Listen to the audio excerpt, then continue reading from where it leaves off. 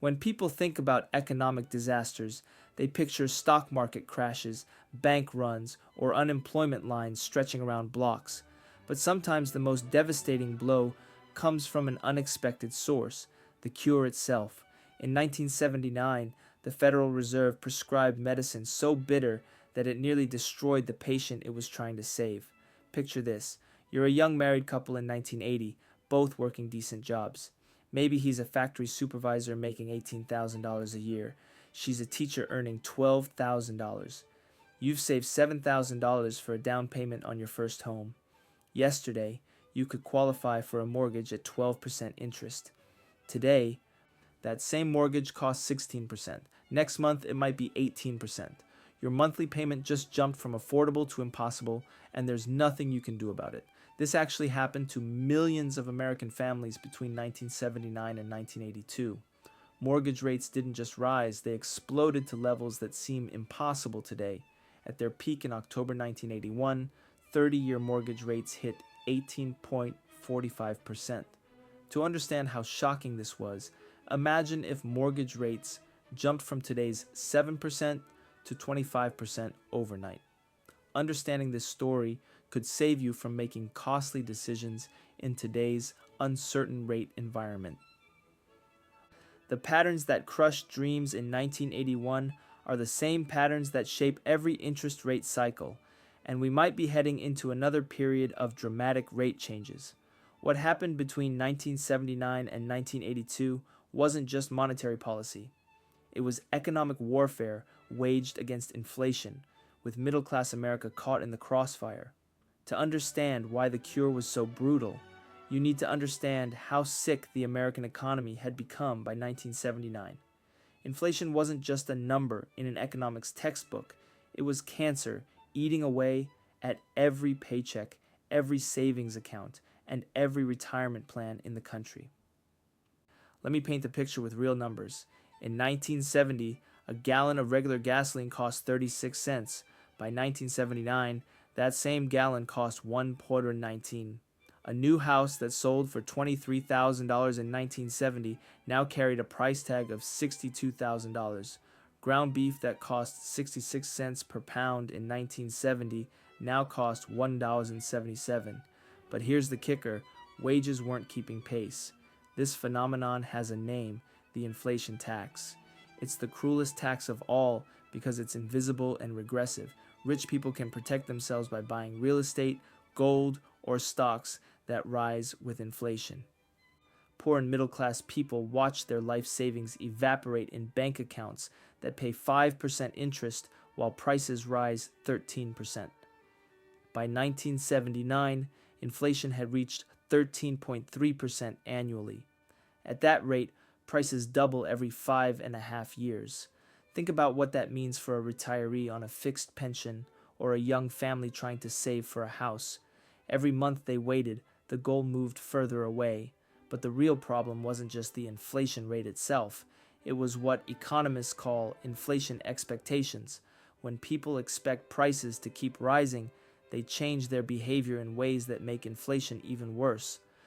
Workers demand higher wages before prices rise, knowing they're coming. Businesses raise prices preemptively to cover those higher wages. Consumers buy today instead of saving, knowing everything will cost more tomorrow. This creates what's called an inflationary spiral, and by 1979, America was caught in one. Previous Fed chairmen had tried gentle approaches. They would raise interest rates a little bit, hope inflation would slow down, then back off when unemployment rose. This approach had failed completely. It became clear that half measures wouldn't work. The disease required shock therapy. Into this chaos stepped Paul Volcker, appointed Fed chairman by President Carter in August 1979. Volcker was an unusual choice for the job. Standing nearly 6'7", tall with a deep, gravelly voice, he looked more like a basketball coach than a central banker, but he understood something that politicians and previous Fed chairs had been unwilling to admit. Inflation expectations had become so entrenched that only a massive shock would break them. On October 6, 1979, Volcker announced the Fed's new strategy in what became known as the Saturday Night Massacre of monetary policy. Instead of targeting interest rates directly and hoping for the best, the Fed would target the money supply itself. They would restrict the amount of money flowing through the banking system and let interest rates rise as high as necessary to break inflation's back. The financial markets understood immediately what this meant. Interest rates were going to the moon, and anyone who needed to borrow money was about to get crushed. The Dow Jones dropped 10% in the following week. But Volcker wasn't finished. He knew that credibility was everything. If markets or the public thought the Fed would back down at the first sign of economic pain, the policy would fail. So he made it clear. The Fed would stay the course until inflation was dead, no matter how high unemployment rose or how much political pressure mounted. This approach had a name: monetarism. Developed by economist Milton Friedman, monetarism holds that inflation is always a monetary phenomenon. If you control the supply of money, you control inflation. It sounds simple, but implementing it required a level of political courage that few central bankers had ever shown. The numbers that followed tell a story of economic devastation unlike anything America had seen since the Great Depression. The federal funds rate, which is the interest rate banks charge each other for overnight loans, became Volcker's weapon of choice. This rate influences every other interest rate in the economy. Here's how the massacre unfolded. The Fed funds rate shot from 11% in September 1979 to over 20% by June 1981. At one point in December 1980, it briefly touched 21.5%.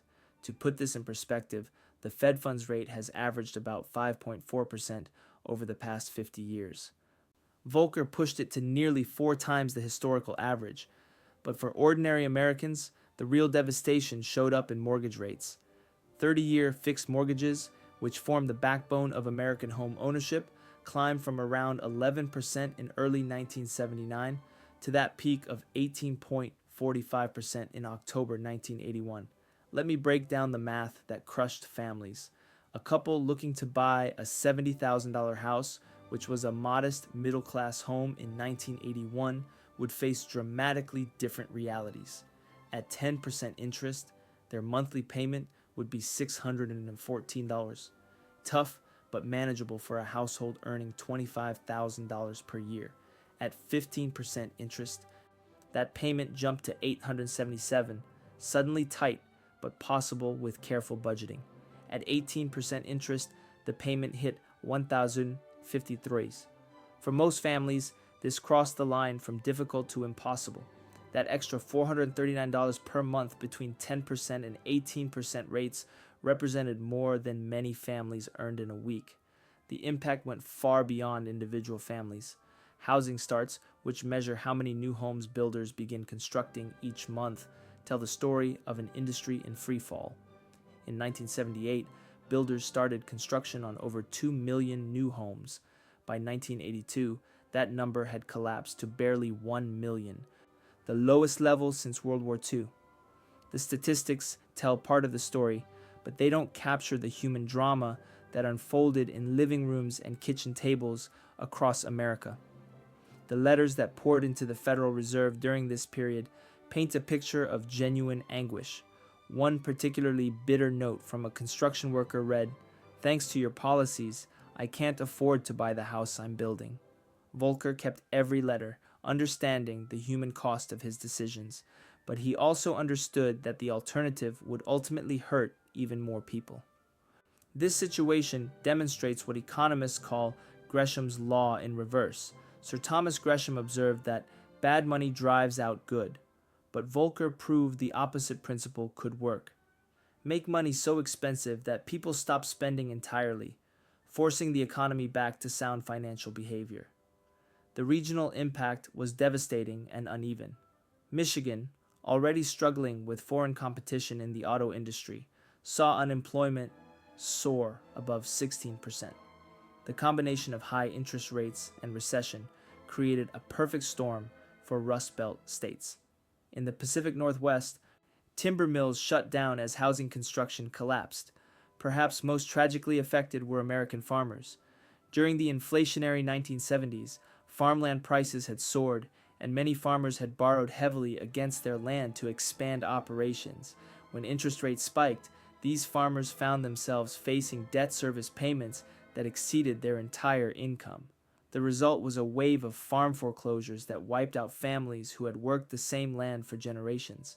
The strategy worked, but at a price that nearly broke the country. By 1982, inflation had been crushed, falling from over 13% to under 4%. The back of the inflationary spiral was broken, but the cost was enormous. Two back-to-back recessions, unemployment that peaked at 10.8%, and a generation of Americans who learned that the government could make homeownership unaffordable overnight. This success illustrates several economic principles that remain relevant today. First, expectations matter enormously in economics. Once Volcker proved the Fed was serious about fighting inflation, people began to believe that inflation would fall. Second, credibility is everything in monetary policy. Volcker's willingness to accept massive unemployment convinced markets that this time was different. Consider what we've learned since then. When the 2008 financial crisis hit, the Federal Reserve took exactly the opposite approach. Instead of using high rates to impose discipline, they dropped rates to near zero and kept them there for almost a decade. They also implemented quantitative easing, which is essentially printing money to buy government bonds. The goal was to avoid the unemployment and social disruption of another Volcker-style recession, and it worked in the short term. But here's the deeper principle. Every monetary intervention creates what economists call moral hazard. When the Fed keeps rates artificially low, it encourages excessive borrowing and speculation. Banks lend to anyone because money is cheap. Investors chase riskier assets because safe investments pay nothing. The cost of this post-2008 approach was asset inflation that made homes unaffordable for different reasons. Instead of high mortgage rates pricing out buyers, ultra-low rates drove house prices so high that down payments became impossible for young families. Fast forward to today, and we're seeing echoes of the same dilemma, but with much higher stakes. After years of ultra-low rates and massive money printing during COVID, inflation returned with a vengeance in 2021-2022. Fed Chairman Jerome Powell explicitly invoked Volcker's legacy, promising to do whatever it takes to restore price stability. But this time, the stakes are exponentially higher. Household debt levels dwarf anything seen in 1979. Total consumer debt is now over $17 trillion compared to just $350 billion in 1979, even adjusting for inflation.